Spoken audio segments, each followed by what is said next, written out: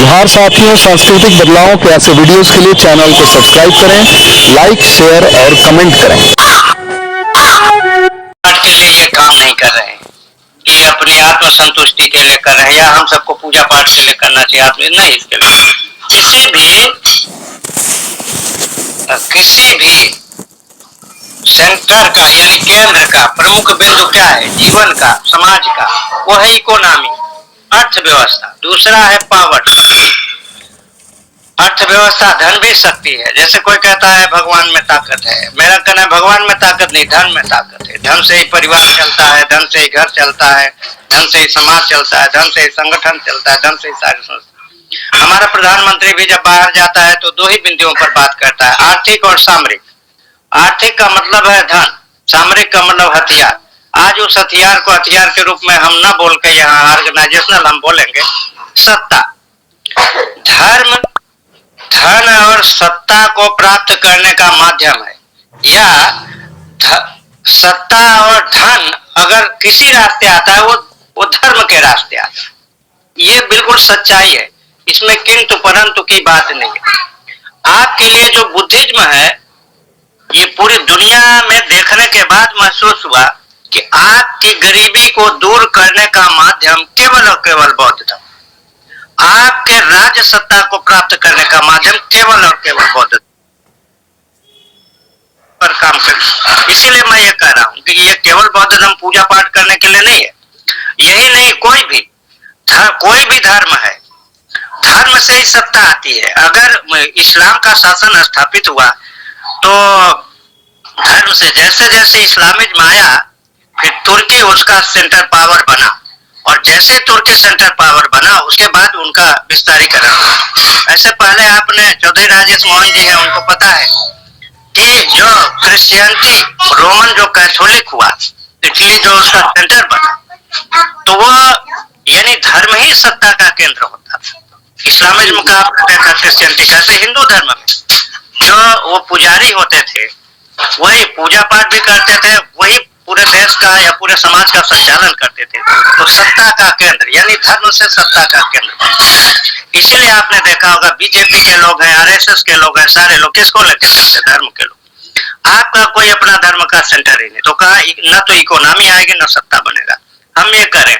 और भगवान बुद्ध आपके परिवार के, भगवान बुद्ध यहाँ पैदा हुए, भारत में पैदा हुए, पूरी दुनिया उनको पूछती है। हम आदरणीय थोड़ा संक्षिप्त रखेंगे, परिचय का दौर है, तो हम थोड़ा ताकि अपने साथियों का परिचय हो जाए, इसके बाद फिर आपका वक्तव्य लिया जाएगा। आदरणीय राहुल पटेल सर, जो कि सासाराम बिहार से हैं, मैं सर को सादर इनवाइट करता हूं कि कृपया सर अपना संक्षिप्त परिचय रखें। आदरणीय राहुल पटेल सर। धन्यवाद के सर। जोहार सभी को। मैं सासाराम जिला रोहतास बिहार से राहुल पटेल हूं और इस मिशन से मैं जुड़ा हुआ हूं। इस मिशन के खिलाफ और सपोर्ट में बोलने वाले काफ़ी लोग मिले और हमने अपने तर्क दिए कि यह मिशन क्यों ज़रूरी है। लगातार इस मिशन के प्लेटफॉर्म से, इस ऑनलाइन बैठक के प्लेटफॉर्म से जो तर्क दिए जा रहे हैं उनको लिखित रूप में, उनको वीडियो के माध्यम से भी आगे ले आ रहा हूँ। इसके अलावा बहुत सारे लोगों के मन में यह भी है कि यह प्लेटफॉर्म केवल पूजा पाठ, पुरोहिती, संस्कार, गायत्री, अर्जक, इन्हीं चीज़ों से संबंधित है। लेकिन अगर लोग हमारे इस प्लेटफॉर्म से जुड़ेंगे तो पाएंगे कि एक्चुअली यह एक वैचारिक प्लेटफॉर्म है, जहाँ पे लोग तरह तरह के विचारों का प्रतिपादन करते हैं। कभी कभी पूजा पाठ के बारे में भी बात होती है, लेकिन उसमें भी पाखंड हटाने, अंधविश्वास हटाने की ही बात होती है। तो बेसिकली अब तो आज ही मुझे लग रहा था कि यह प्लेटफॉर्म पुरोहित प्रशिक्षण कहलाने के बजाय क्यों न कहा जाए कि एक वैचारिक प्लेटफॉर्म है। भाई बहुत बढ़िया प्लेटफॉर्म है, जहाँ एक से एक विद्वजन आते हैं और अपनी बातें रखते हैं। अच्छा, दो बातें भय के बारे में मैं रखना चाहूँगा, चूँकि थोड़ा सा समय हमको दिया जाए। कि अक्सर पहले भी मैंने कहा, फिर से मैं कह रहा हूँ, अभी हाल फिलहाल में वो चीज़ें आई हैं तो संदर्भगत हैं। दो प्रकार का भय है।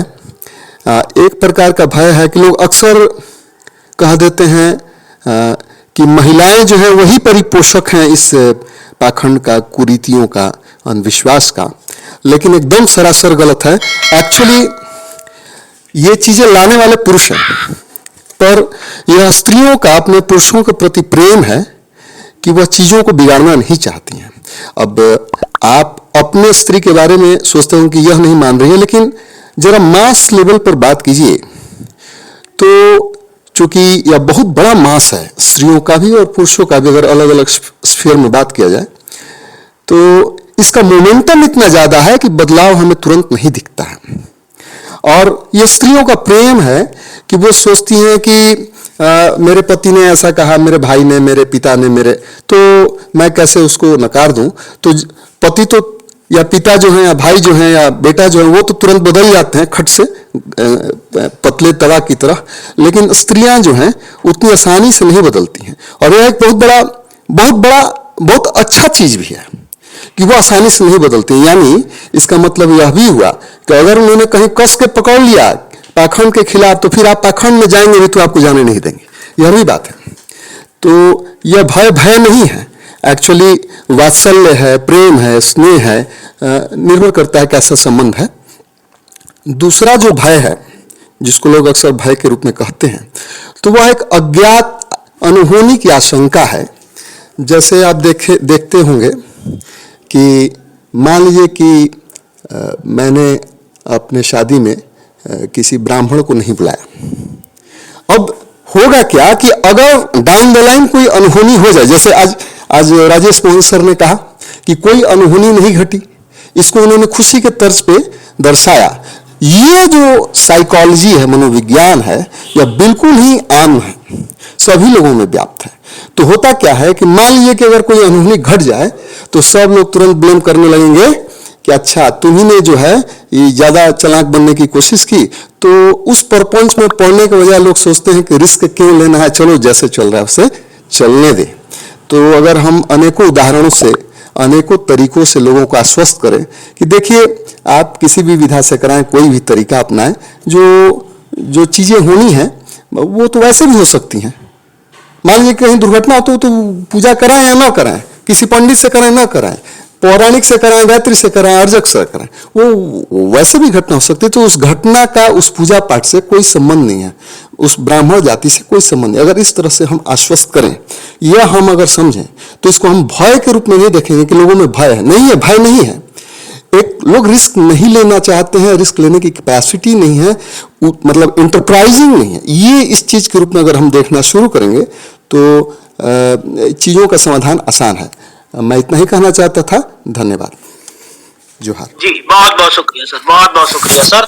अब मैं इनवाइट करना चाहूंगा आदरणीय आचार्य निरंजन सिन्हा सर को, जो कि पटना बिहार से हैं और voluntary retired deputy commissioner of income tax Bihar से रिटायर्ड हुए हैं सर। तो मैं सर को सम्मान मिशन की ओर से इनवाइट करता हूं कि सर आप आए और अपना संक्षिप्त परिचय रखें। आदरणीय आचार्य निरंजन सिन्हा सर।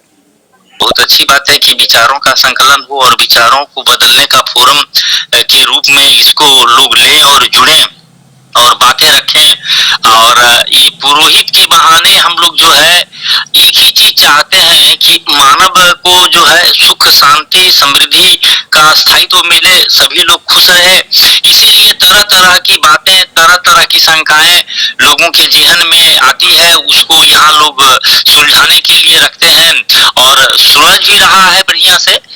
हाँ, एक चीज ये है कि कोई भी चीज बात करने में वैज्ञानिकता होनी चाहिए। वैज्ञानिकता का मतलब होता है कि तथ्य परक हो, तार्किक हो, विवेकपूर्ण भी हो। तो जब बात तार्किक होती है, तथ्य परक होता है, तो विवेकपूर्ण हो ही जाता है। और यही है जो सही रास्ता आदमी को पहुंचाता है, चाहे आप इतिहास को समझें चाहे जो समझें। वैसे देखिए, इतिहास को समझने का जो सही तरीका है, मैंने किताब की भूमिका में लिखा था कि राज्यों के नाम, राजा का नाम माने शासक का नाम, युद्ध का विवरण और शासन का विवरण, ये इतिहास में होता है, इतिहास के उदाहरण होते हैं। ये लोग तो एक पात्र हैं, एक भूमिका में आते हैं और वो चले जाते हैं, तो उसके लिए बहुत ज्यादा परेशान नहीं होना चाहिए। लेकिन जब आप वैज्ञानिक व्याख्या करेंगे तो आपको बहुत सा चीज खुल करके आएगा। जैसे धर्म का जो वास्तविक स्वरूप जो है, जिसे संप्रदाय कहते हैं, ये सब मध्य युगीन है। इवन जैसे बुद्ध है ईसा शताब्दी पूर्व, लेकिन उनके द्वारा जो धर्म जो शब्द का जो किया गया है, ये सब सामंतवाद का उपज है, माने मध्यकाल का उपज है। उनका धम्म जो है वो आज के धर्म से उसका कोई लेना देना नहीं है। लेकिन मध्यकाल में चूंकि भक्ति था, सामंतों के प्रति लोगों की भक्ति थी, इसीलिए भक्ति आंदोलन भी चला। साहित्य में भक्ति, आप मंदिरों में भी देखेंगे तो दरबार की तरह ही देवताओं का भी दरबार बनाया जाने लगा। एगो मुख्य है, उसके नीचे कुछ है, उसके नीचे कुछ है। तो सामंतवाद जैसे देखिए, उत्पादन, वितरण, विनिमय और उपभोग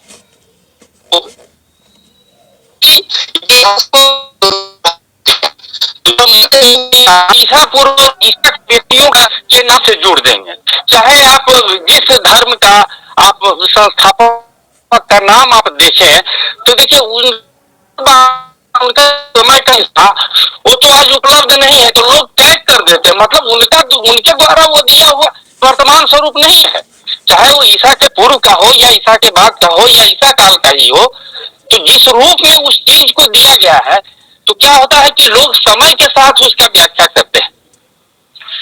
समय चूंकि समाप्त है, तो अम्बेडकर को देखें, उनका स्लोगन था 1942 18-19 जुलाई को नागपुर में all India depressed class association में। अब देखिए 50 साल के अंदर को उड़ा दिया, ऑर्गेनाइज को दूसरे नंबर पर ले आया और स्ट्रगल शब्द जोड़ दिया। तो कुछ लोगों ने कहा सर सीखी हो और स्ट्रगल का, तो मैं उनको झुक करके 3 बार प्रणाम किया। तो कहे सर ऐसा काहे कर रहा है, हमके जो बात डॉक्टर भीमराव अम्बेडकर को समझ में नहीं आया कि है वो स्ट्रगल रखना चाहिए, आपको समझ में आ गया। तो अम्बेडकर भी पूजनीय है, तो आप तो उनसे ज्यादा पूजनीय, क्योंकि उसमें ऐसे ही आप हठात संशोधन कर दिए हैं, तो थोड़ा सा उनको खराब कितना हो जाता है इंटरप्रिटेशन। तो शताब्दियों में कितना बदल जाता होगा, इसका एक अलग है। और कभी फुल समय में रहेगा तो हम हुआ, इसलिए सादर धन्यवाद जी। बहुत बहुत शुक्रिया सर, बहुत बहुत शुक्रिया सर।